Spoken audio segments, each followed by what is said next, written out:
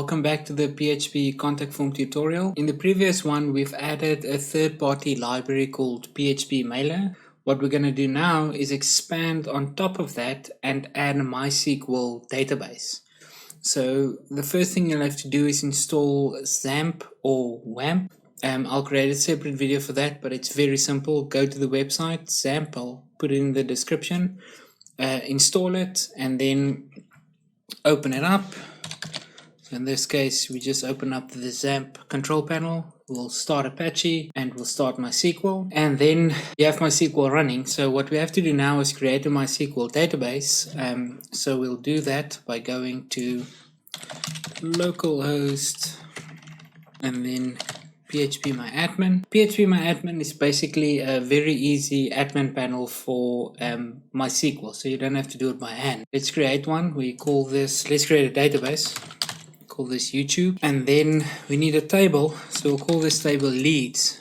This is where we'll store all the information that the users fill in our contact form. First name, last name, email, message, created, modified. So let's make it 6, and then we'll say your IDs, auto increment, and it's a primary key.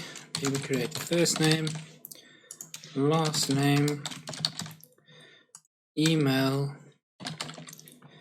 and message, and then we create a created field. That's essentially, it will add a timestamp automatically. So we'll say this must be timestamp, and the default is current timestamp. On update, current timestamp. Message, we say medium text. Actually no, we'll just make it text, and then email voucher 255, last name the same, voucher the same. That's int. Just keep it as is, see if it accepts it. See, actually I want to add a index. Let's just create this first, and then I want to create an index on the email. Just so it's, let's say this is a very big database with hundreds of thousands of leads, wishful thinking, then it helps to have some sort of an index on a searchable field like an email, because the idea is that the emails will be unique.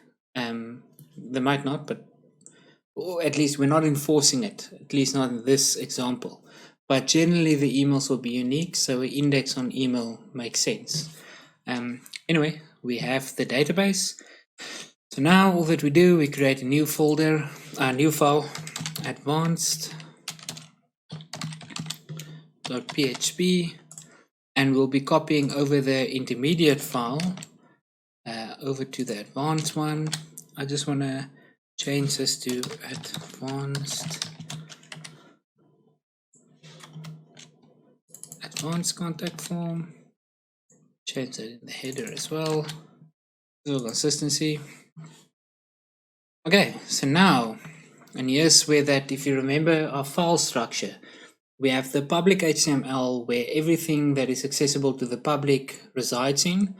Then we have an app folder that we haven't used yet, but I was saying the app folder is only accessible by PHP itself and not by the public.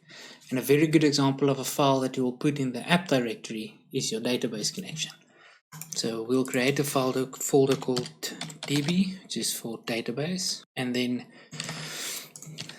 essentially we're doing a PDO object. So I'll be using PDO in this example. I don't use the MySQL extension or anything like that. I prefer to use PDO as the driver. This allows me to switch out between databases. Many cases, especially like a small project like this, you don't necessarily want to fire up an entire MySQL database. So you can easily swap this out for a SQLite database, which is a file-based database that you can ship with the project. So it just adds a little bit of portability. This error message over here, you generally want to have a condition that if this is actually an error, then rather email that to yourself. But since we're just testing here, I'll just echo it out, but it's something to keep in mind. This, you don't want to show to the outside world. Alright, so now we go to advanced, which is our new tutorial, and we'll only be adding a little bit of content to this condition over here, because everything else is working as it should. So what we'll do is we'll only wake up Mr. SQL when there are no errors present. You don't want to call SQL every single time the page is loaded. So I'll say wake up Mr. SQL when there's no errors present, and then we want to store the info to the database. So store info to the database, and from here it's very simple. We just create a statement and say it's PDO prepare. I'm using prepared statements, so that helps a little bit. Insert into YouTube, and then first name, last name, email, message.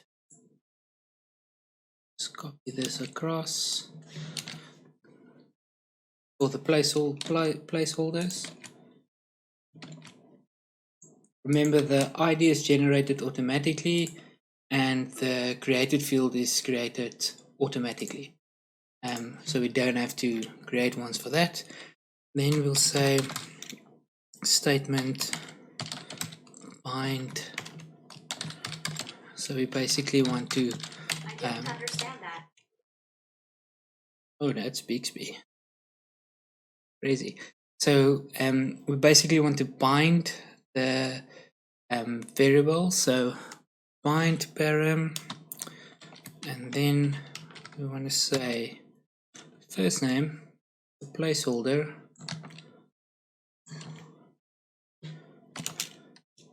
will be first name. We're using prepared statements, so it means you have placeholders, and in this case we're binding the first name variable to the first name placeholder, and we're telling PDO we want this to be a string. So if there's an integer coming through, then something went wrong, so don't proceed with this statement. So it's just a little safety check that we add there. So I'll just do a few copies, and I'll just say last name, and I'll say last name over here, say email, so email over here, and message, and message. Now if we go and fill in our form, so go again, direct and youtube.direct. This is a test. This is to see if MySQL works. Say submit now. Thank you for your message.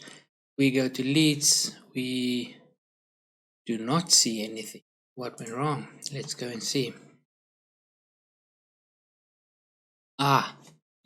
We haven't executed it. So we have to say statement execute overside on my end. So if we go over to our app now, go to advanced. Now I fill everything in, so it's Iraq, start, it's YouTube, and then this is this message to see if MySQL works. So then we send it. We made a simple mistake there. We had to go out, app, then DB. That's my mistake. Let's refresh. And then we'll see YouTube does not exist. This should not be YouTube. This should be leads. There we go. Let's try again. And there we go. Now if we go to leads, you'll see our message is in MySQL. That's about as difficult as databases get. I mean, I'm oversimplifying here. I mean, it gets a lot more difficult, but the concept again is quite simple. You're taking user input, you're validating that user input, you're sending a mail off, and you're storing it in a database. That's the basic structure or formula for a lot of apps that you'll probably come across or be tasked to build. So I really hope this tutorial helped you. And if there's any of these parts of the tutorial that you want me to get into a little bit more detail, just leave it in the comments. I really don't mind making a more detailed video on specific aspects. And then the normal like, subscribe, that all jazz. Hope to see you during my next tutorial. Cheers.